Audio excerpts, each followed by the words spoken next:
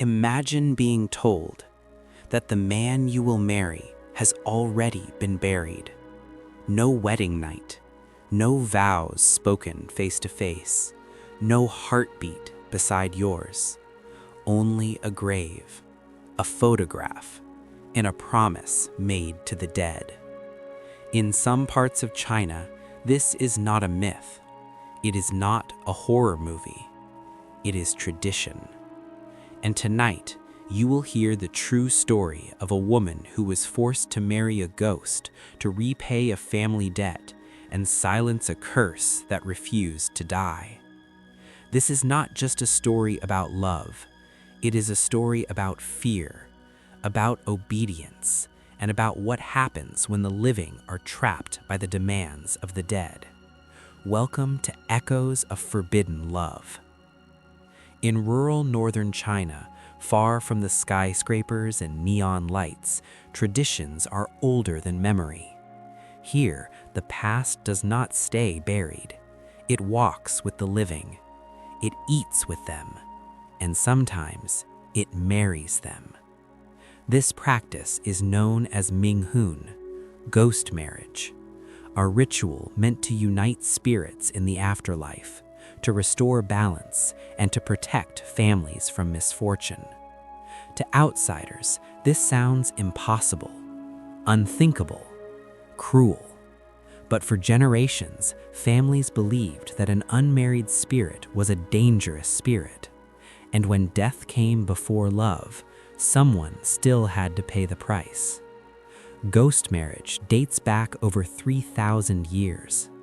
In ancient Chinese belief, dying unmarried meant eternal loneliness in the afterlife, a wandering soul, unsettled, angry. Families feared that such spirits would return, bringing illness, poverty, or death. So marriages were arranged between the living and the dead, or between two deceased individuals. Ceremonies were real, dowries were paid, families gathered. The only difference? One partner was already gone. For men who died young, their families often searched desperately for a living woman to become a spirit wife. And this is where our story begins. Her name has been changed to protect her identity. We will call her Mei Lin. Mei Lin was 19 years old, quiet, obedient, the eldest daughter of a struggling farming family. Her world was small: fields, village roads, ancestral shrines. Her father owed money, not to a bank, but to another family, a powerful family. And when their only son died suddenly, unmarried, they came with an offer, or rather, a demand. One evening, Mei Lin's parents called her into the room. Incense burned heavily. Her mother's eyes were red. Her father spoke softly, carefully. "His son is lonely," he said. "He needs a wife in the spirit world." Mei Lin didn't understand at first, until she saw the photograph. A young man in black and white, cold eyes, no smile, dead for 2 years. If Mei Lin agreed to marry him, her family's debt would be erased. If she refused, the family warned of consequences: bad luck, curses, sickness. In villages where belief shapes reality, fear is more powerful than truth. Mei Lin was given 3 days to decide. At night, Mei Lin could not sleep. She imagined her future. No husband in this world, no children, no escape. Once married to a ghost, she would belong to him forever. Even if she later married a living man, she would remain his. She prayed, she cried, but tradition does not bend for tears.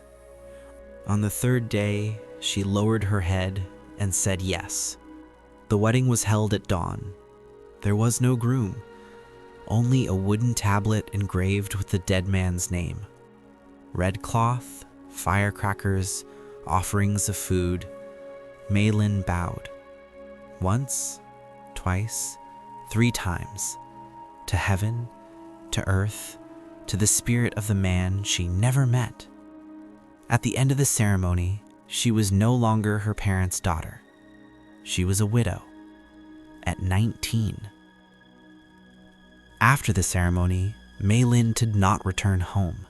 She was taken to her husband's house, a house where laughter had died, where his shoes still sat by the door, where his bedroom remained untouched.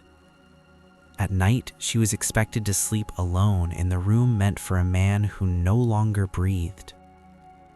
An ancestral tablet bearing his name stood beside the bed. Incense burned constantly. Mei Lin was told to speak to him, to greet him each morning, to inform him before leaving the house. If you respect him, her new family said, he will protect you. But protection felt a lot like imprisonment. As a ghost wife, Mei Lin had rules. She could not remarry freely, she could not shame the spirit. She must participate in ancestral rites as if her husband were alive. In public, people whispered. In private, loneliness screamed. She cooked for a man who never ate, waited for a man who never came home, belonged to a marriage with no touch, no voice, no love. And yet, she was constantly told she was lucky. Over time, fear crept in. Every creak of the house at night felt like a presence. Every bad dream felt like a warning. When illness struck the household, Mei Lin blamed herself. Had she offended him? Had she forgotten a ritual? This is the quiet power of belief, when tradition becomes a prison inside the mind. The ghost was no longer just a spirit. He was everywhere. Not all ghost marriages are arranged peacefully. In modern China, the demand for ghost brides has created a black market.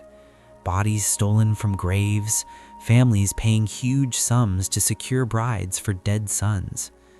In some cases, women were pressured, trafficked, or deceived. Authorities have tried to ban the practice. Laws exist, but tradition does not disappear easily, especially when fear and money are involved.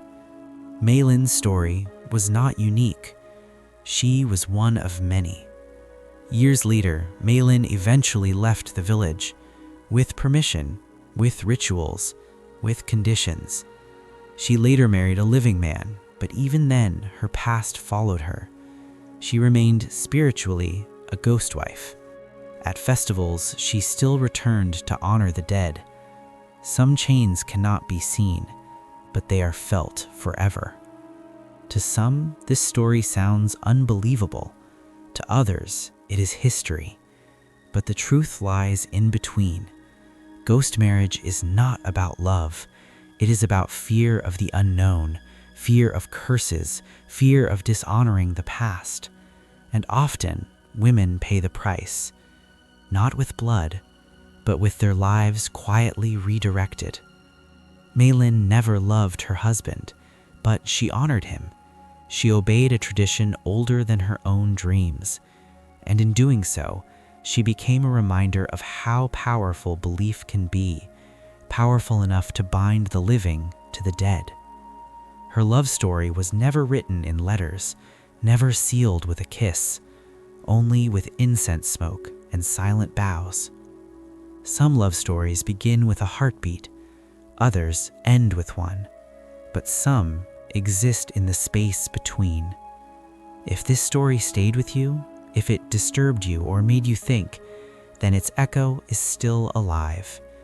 This is Echoes of Forbidden Love, where history whispers the stories it tried to bury.